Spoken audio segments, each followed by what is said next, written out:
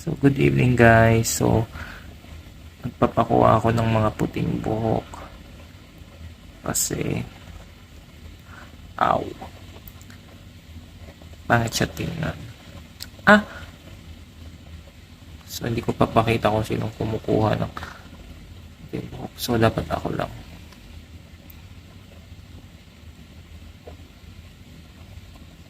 Aw, dati natatandaan ko. Si Papa nagpapakuha sa amin ng mga puting buhok.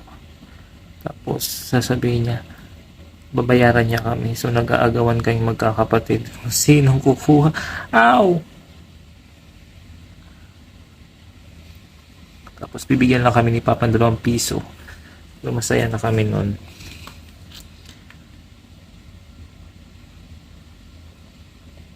Kasi,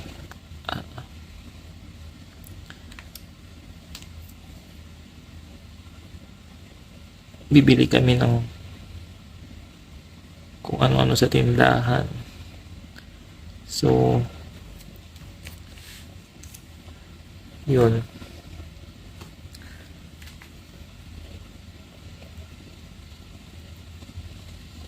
Pero dapat marami kayong makuha. Para may 2 piso kami. Nangangati na naman yung leg ko. So, ito pala yung feeling. It means tumatanda na talaga tayo. Kasi, pumuputi na yung buhok natin. Hindi, pinapatanggal ko lang siya dito sa gilid. Kasi pangit niya tingnan.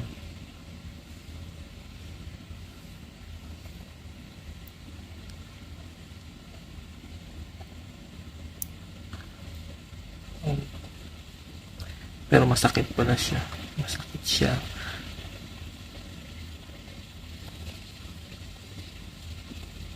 Kasi parang nararamdaman mo talaga from root ng buhok mo.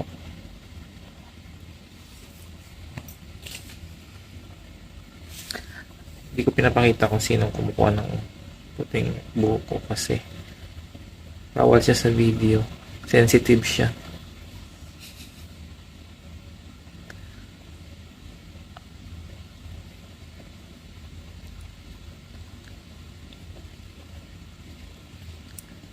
So time check, it's 11:41 ng gabi at nagpapakuha ako ng puting buhok. Wala naman atang sama doon, di ba? Wala naman siya sa listahan ng mga superstitious belief natin.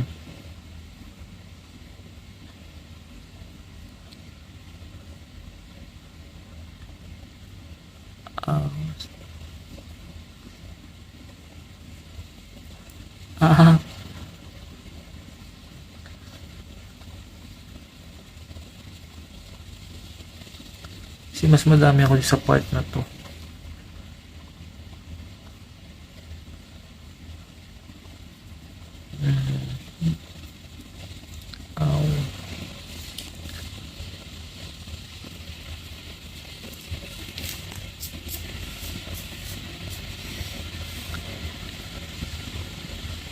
And then, dito, ewan ko ba't lagi akong dinadandruff. Naliligo naman ako araw-araw. Sa shampoo araw-araw. Hindi ko alam kung saan.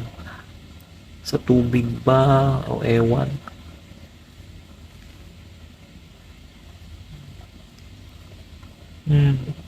Hindi siya nawawala talaga. Ang dandruff.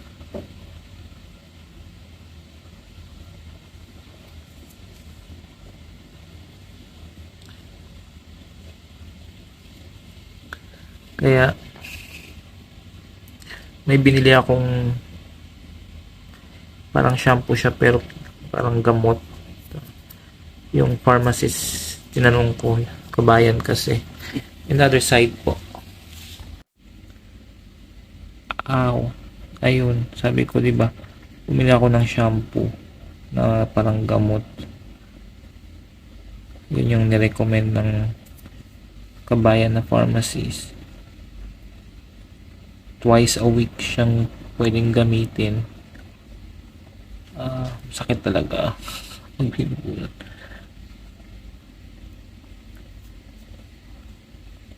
Medyo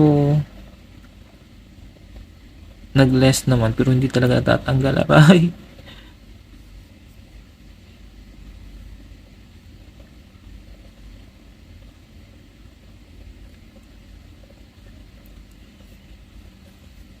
Meron pa rin talaga akong dandruff kahit pa paano, aray.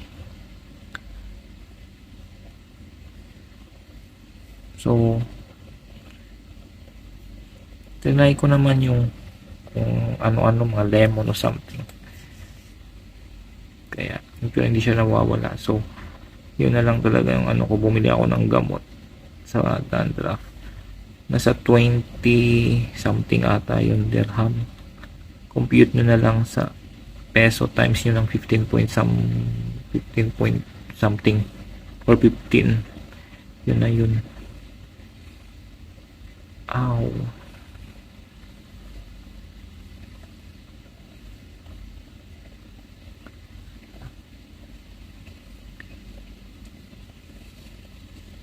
Isang araw may nakita rin ako puting buhok dito, ako na po nagtanggal. Isa lang naman ito sa chin part ko.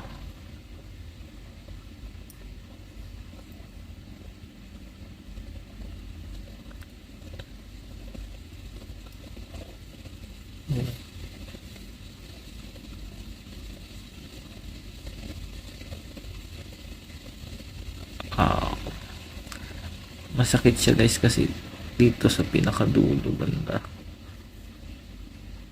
Aray.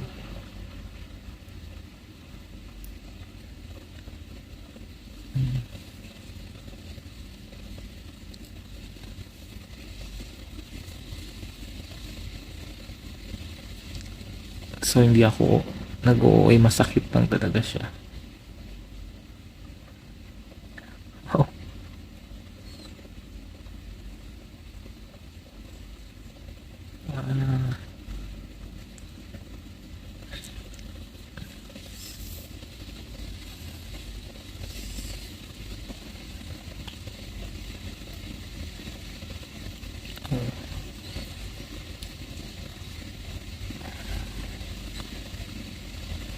Ayan. So, actually bukas may pasok pa kami. Maaga. Gising namin 7. So, mag to 12 na. Quarter to 12. Bye.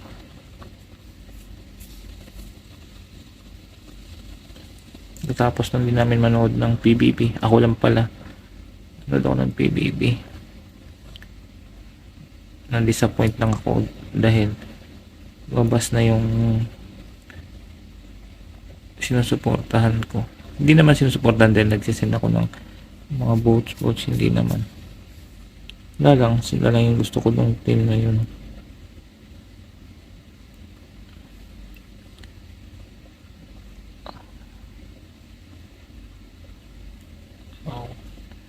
So yan, nakikita nyo guys, yan yung binubuhat. Maliliit kasi nagpagupit din ako. At sa gilid siya ng tenga ko kaya masakit.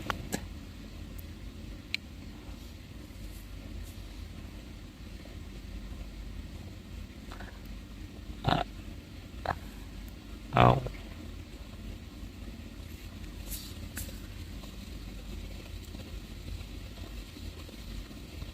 Tsaka dyan talaga sila nag-uumpukan sa area na yan, sa gilid. Ko alam kung bakit.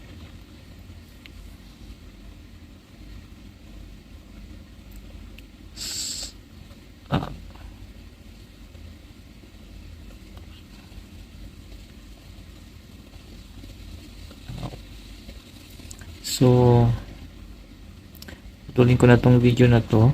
So don't forget to like, share and subscribe sa walang kakwenta-kwentang video na to. Aray. So yun lang guys. See you sa next vlog ko. And good night. Bye.